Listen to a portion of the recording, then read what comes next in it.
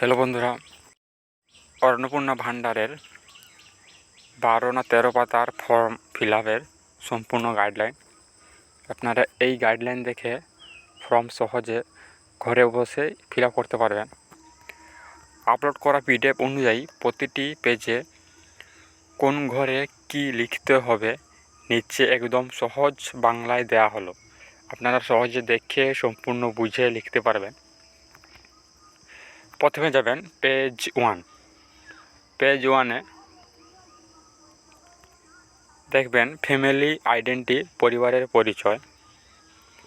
Family identity পরিবারের পরিচয় এই পেজে দেখবেন প্রথম এক নম্বরে name of head of family. আপনারা কি করবেন, পরিবারের প্রধানের নাম লিখবেন। আধার বা সরকারি আইডি অনুযায়ী, যেমন ভোটার কার্ড, আধার কার্ড, ফুল নেম লিখবেন। উদাহরণ, যেমন আধার কার্ডে আপনার নাম যেই রকম আছে সেই রকম লিখবেন। যেমন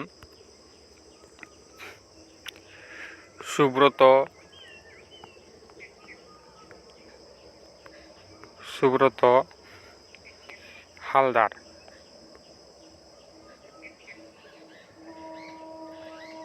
এইভাবে লিখবেন আধার কার্ডে যেমন আছে। তারপর নিচে 2 নম্বর অপশানে date of birth of head of family, পরিবারের প্রধানের জন্ম তারিখ লিখবেন। ফরম্যাটে উদাহরণ হিসেবে দেওয়া আছে 15/8/1985। প্রথম ডেট লিখবেন, তারপরে মাঝে মান্থ, তারপরে ইয়ার। 3 নম্বর ঘরে জেন্ডার, মেল ফিমেল আদার টিক দিন। 4 নম্বর ঘরে যেটা আছে, আপনি যার নাম প্রথমে লিখলেন তার আধার কার্ডের নাম্বার লিখবেন।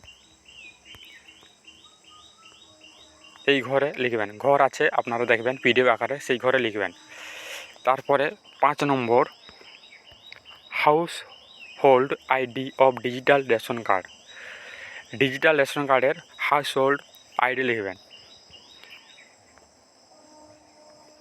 তারপর নাম্বার অফ ফ্যামিলি মেম্বার্স, আপনার পরিবারে কতজন মেম্বার আছে, মোট পরিবারের সদস্য সংখ্যা যাকে বলে। শুধুমাত্র সংখ্যা লিখবেন, যেমন 5, 6, 7 ফ্যামিলি মেম্বার আছে, এইভাবে আপনারা লিখবেন। তারপরে অ্যাড্রেস দিবেন, ঠিকানা, ফুল অ্যাড্রেস দিবেন। ভিলেজ, পুরো স্থায়ী ঠিকানা লিখবেন। ভিলেজ, পোস্ট, থানা, জেলা, পিন। 8 নম্বরে কন্ট্যাক্ট নাম্বার লিখবেন। এটা মনে রাখবেন, আপনার আধার কার্ডের সঙ্গে যে ফোন নাম্বারটা লিঙ্ক করা আছে সেই মোবাইল নাম্বার এখানেই লিখবেন, তাহলে সবথেকে সহজ ভালো হয়। আধারের সঙ্গে লিঙ্ক থাকা মোবাইল নাম্বারটা লিখবেন। 9 নম্বর ঘরে আছে ফ্যামিলি মেম্বার্স ডিটেলস, প্রতিটি সদস্যের জন্য লিখতে হবে। আপনার ফ্যামিলির যতজন মেম্বার আছে প্রতিটি সদস্যের নাম, জন্ম তারিখ, জেন্ডার, পরিবারের প্রধানের সঙ্গে সম্পর্ক, আধার নম্বর লিখবেন। উদাহরণ, রিলেশন, ওয়াইফ, সন, ডটার, মাদার। আপনার হেড অফ ফ্যামিলি, আপনার প্রধানের উপরের যে ঘরে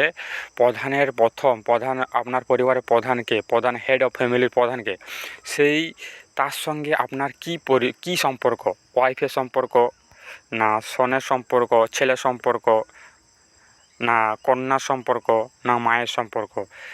যদি আপনার মাকে রাখেন তাহলে আপনার সেকেন্ড ঘরে বাবা হবে, তার ছেলে হবে, তার মেয়ে হবে, এরকমভাবে লিখবেন। তারপরে 5 বছরের কম বাচ্চার আধার না থাকলে এনে লিখতে পারবেন। তারপরে পেজ 2-এ যাবেন। পেজ 2-এ কী বলা আছে, পেজ 2-এ হচ্ছে ব্যাংক ভোটার ডিটেলস লিখতে হবে। পেজ 2-এ ব্যাংক অ্যাকাউন্ট ডিটেলস এইসব লিখতে হবে। 10 নম্বর অপশান আছে ব্যাংক অ্যাকাউন্ট ডিটেলস। প্রত্যেক অ্যাডাল্ট মেম্বার, মানে প্রত্যেক বড়োদের যাদের অ্যাকাউন্ট আছে তাদের প্রথম ব্যাংক নেম লিখবেন, আপনার যে ব্যাংক নাম আছে সেই নাম লিখবেন। তারপরে হচ্ছে অ্যাকাউন্ট নম্বর লিখবেন। তারপরে হচ্ছে ব্যাংকের আইএফএসসি কোড লিখবেন। মনে রাখবেন যে ব্যাংক অ্যাকাউন্টের সঙ্গে ডিবিটি লিঙ্ক করা আছে সেই অ্যাকাউন্টটা লিখবেন এখানে। তারপরে 11 নম্বর অপশানে কী আছে, এপিক ভোটার কার্ড ডিটেলস লিখতে হবে। আপনার ভোটার কার্ডের প্রথমে দেখবেন ভোটার কার্ডের নাম্বার লিখবেন। তারপরে আপনি কোন বিধানসভা কেন্দ্র, তারপরে তার অংশ পার্ট নম্বর কত সেটা লিখবেন। মনে রাখবেন এই পার্ট নম্বর অবশ্যই লিখতে হবে এবং বিধানসভার কেন্দ্র লিখতেই হবে। সব অ্যাডাল্ট মেম্বারের তথ্য দিতে হবে। আপনার পরিবারের প্রত্যেক জনের তথ্য অবশ্যই লিখতে হবে। তারপরে পেজ 3 ক্যাটাগরি। পেজ 3তে কী আছে, ক্যাটাগরি। আপনার ক্যাটাগরি পরিবারের কি category, ration and others. Category যেটা প্রযোজ্য সেটাই টিক চিহ্ন মারবেন। যেমন আপনি যদি ইউআর হন, ইউআর ঘরে টিক চিহ্ন মারবেন। ইডব্লিউএস হলে ইডব্লিউএস ঘরে টিক চিহ্ন মারবেন। এসসি হলে এসসির ঘরে টিক চিহ্ন মারবেন। এসটি হলে এসটির ঘরে যে ক্যাটাগরি বিলং করেন। তারপর হচ্ছে কাস্ট, ইডব্লিউ সার্টিফিকেট লাগতে পারে, যদি থাকে আপনারা দিয়ে দেবেন।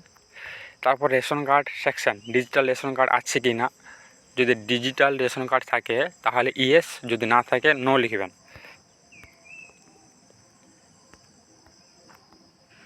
তাহলে যদি থাকে তাহলে কোন ধরনের রেশন কার্ড আছে আপনার, অন্তত AAY, PHH, তারপরে হচ্ছে SPHH, RKSY1, RKSY2,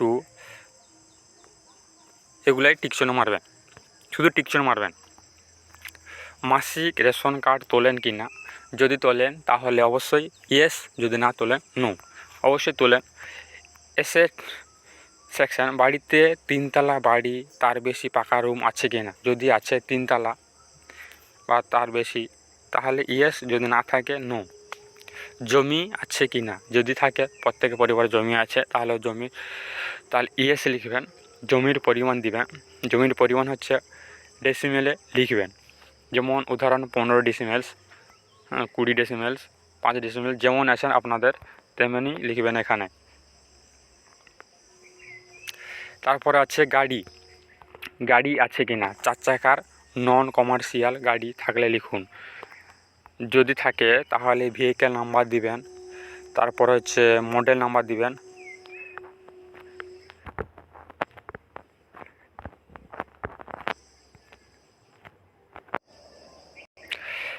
চার চাকার গাড়ি থাকলে আপনাদের ভেহিক্যাল নাম্বার দিবেন, মডেল নাম্বার দিবেন, আপনার গাড়ির কি মডেল। তারপর আছে হেলথ ইন্স্যুরেন্স ডিটেলস, সরকারি না প্রাইভেট লিখতে হবে। হেলথ ইন্স্যুরেন্স, যারা হেলথ ইন্স্যুরেন্স নিয়ে থাকেন সেটা লিখতে হবে। গভর্নমেন্ট না প্রাইভেট, আপনি গভর্নমেন্ট থেকে সুবিধা নিচ্ছেন না প্রাইভেট থেকে। এছাড়াও প্রিমিয়াম না সাম ইন্স্যুরেন্স। পেজ 4 যেটা আছে দেখবেন, ইনকাম অ্যান্ড প্রফেশন, আপনার ইনকাম এবং profession, income tax, professional tax দেন কি না। যদি ইয়েস, যদি দিয়ে থাকেন ট্যাক্স তাহলে ইয়েস লিখবেন, যদি না দিয়ে থাকেন নো। যদি দিয়ে থাকেন তাহলে নিচে পেন ডিটেলস দিবেন। যাদের পেন আছে তাদের পেন নাম্বার দিবেন, নাম দিবেন, প্রথমে নাম তারপরে পেন নাম্বার দিবেন। তারপর হচ্ছে প্রফেশন, এমপ্লয়মেন্ট টাইপ, আপনি যদি কাজবাজ করেন যেটি প্রযোজ্য আপনার পক্ষে সেইটি দিবেন, যেটি কাজ করেন সেই অপশানে টিকচিহ্ন মারবেন। যেমন government sector, private job, business, farmer, migrant labour, unemployment, others, সব অ্যাডাল্ট মেম্বারের জন্য দিতে হবে। পেজ 5 আছে এডুকেশনাল কোয়ালিফিকেশান, মানে এডুকেশন ডিটেলস। এডুকেশনাল ডিটেলস, পরিবারের কতজন শিক্ষিত আছে, জাস্ট সংখ্যাটা লিখবেন এখানে। সংখ্যাটা লিখবেন 6 জন, 5 জন, 7 জন, যতগুলো শিক্ষিত আছে তাদের প্রত্যেকে কোয়ালিফিকেশান কত সেটা নিচের ঘরে লিখতে হবে এবং এখানে সংখ্যা লিখতে হবে অবশ্যই। তারপর কতজন অশিক্ষিত তার ঘরের সংখ্যাটা লিখবেন। প্রত্যেক সদস্যের জন্য লিটারেট ইললিটারেট এই কথাটা লিখতে হবে। হাইয়েস্ট কোয়ালিফিকেশান আপনার পরিবারে সর্বোচ্চ কোয়ালিফিকেশান কত, যেমন মাধ্যমিক না এইচএস না গ্র্যাজুয়েট না এমএ। এই ঘরে যেই ঘরে আপনার পছন্দ সেই ঘরে টিক চিহ্ন মারবেন। Page 6 pension GST income.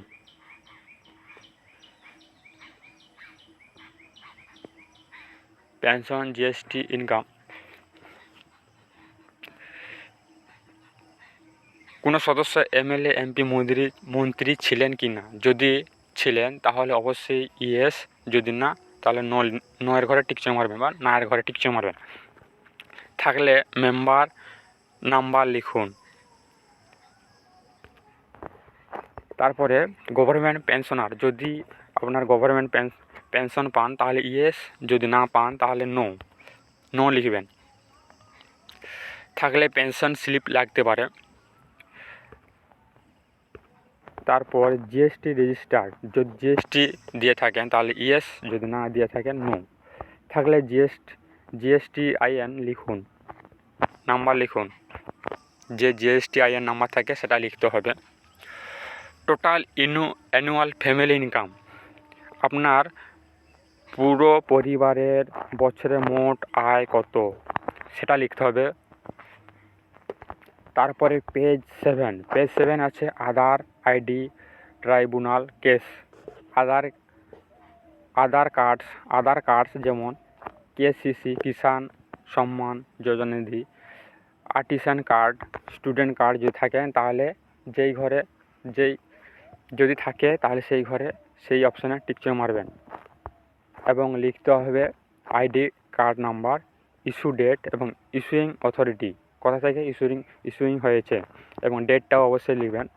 Tribunal case pending, যদি আপনার নামে কোনো কেস থেকে থাকে তাহলে ইয়েস, যদি না থাকে তাহলে নো, যদি না থাকে নট অ্যাপ্লিকেবল। যদি ইয়েস হলে কেস ডিটেল লিখতে হবে।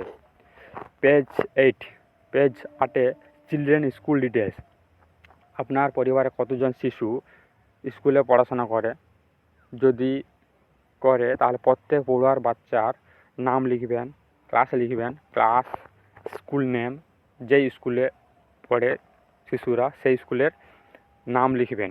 স্কুল টাইপ, আপনার শিশু গভর্নমেন্ট স্কুলে না প্রাইভেট স্কুলে না মাদ্রাসা স্কুলে না আদার স্কুলে পড়াশোনা করে। পেজ 9 হচ্ছে ভ্যাকসিনেশন অ্যান্ড গভর্নমেন্ট স্কিমস, যেমন অঙ্গনওয়াড়িতে ছোটোবেলা থেকে টিকা দেয়, সে টিকা বা ভ্যাকসিনেশন আপনার শিশু পাচ্ছে কি না। তাহলে ভ্যাকসিনেশন যদি পেয়ে থাকে তাহলে ইয়েসের ঘরে লিখবেন ইয়েস, যদি না পেয়ে থাকে তাহলে না এর ঘরে না লিখবেন। না হলে কারণ লিখতে হবে কী কারণে পাচ্ছে না। গভর্নমেন্ট স্কিম বেনিফিটস, যদি কোনো স্কিম ইয়েসের টাকা পান তাহলে ইয়েস, যদি যেমন গভর্নমেন্ট স্কিম হচ্ছে লক্ষ্মী ভাণ্ডার, বার্ধক্য ভাতা, কন্যাশ্রী, পিএম কিষাণ, যেটা যিনি পান তার ঘরে টিক চিহ্ন মারবেন ফ্যামিলিতে। তারপরে পেজ 10 ডিক্লারেশন অ্যান্ড সিগনেচার, এখানে আবেদনকারী ঘোষণা করবেন যে সব তথ্য সঠিক কি না। তাহলে যদি সঠিক হয় তাহলে এগ্রি টিক দিন এবং সিগনেচার করুন। তারপরে অ্যাপ্লিক্যান্টের সিগনেচার দিতে হবে। অ্যাপ্লিক্যান্ট সিগনেচার, আপনি যে ফর্মটা ফিল আপ করছেন তার সিগনেচার অবশ্যই লিখবেন। ভুল তথ্য দিলে সুবিধা বন্ধ হতে পারে। আপনাদের আগে বলে রাখি, যদি ভুল তথ্য দেন তাহলে অন্নপূর্ণা যোজনার কোনো টাকা পাবেন না। পেজ 11 অফিসিয়াল উইজ অনলি, এই পেজ 11 যারা সরকারি আধিকারিক তাহলে এই পেজটা ওনারা পূরণ করবেন। তারপরে যেমন যে অপশান আছে verification report, recommendation signature, design. তারপরে হচ্ছে গুরুত্বপূর্ণ টিপসের মধ্যে যেটা পড়ছে, সব তথ্য আধার অনুযায়ী লিখুন। আপনার আধার কার্ডে যা কিছু আছে, নাম ঠিকানা সব কিছু আধার তথ্য অনুযায়ী লিখুন। গুরুত্বপূর্ণ টিপসে দেখুন, মোবাইল নাম্বার চালু থাকতে হবে। তারপরে ব্যাঙ্ক অ্যাকাউন্ট ডিটেলস, আধার কার্ডের সঙ্গে লিঙ্ক করা আছে এমন ব্যাঙ্ক অ্যাকাউন্টে দিবেন। যেখানে তথ্য নেই সেখানে এনে বা না ঘরে টিক চিহ্ন মারবেন। কালো অথবা নীল কালি কলমে ব্যবহার করুন। কাটাকাটি এড়িয়ে চলুন। জমা দেওয়ার আগে সব পেজ মিলে দেখুন সঠিক আছে কি না।